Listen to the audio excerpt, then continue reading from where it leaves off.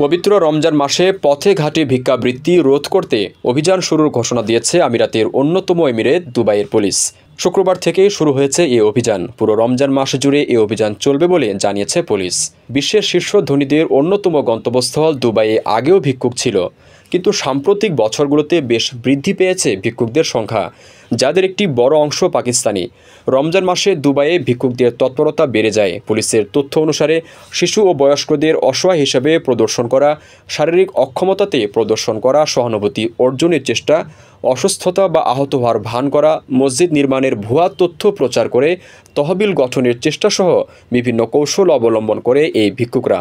দুবাইয়ে প্রথম ভিক্ষুক বিরোধী অভিযান হয়েছিল 2019 সালের রমজান মাসে। তারপর থেকে প্রতি বছর রমজানে পরিচালিত হচ্ছে অভিযান।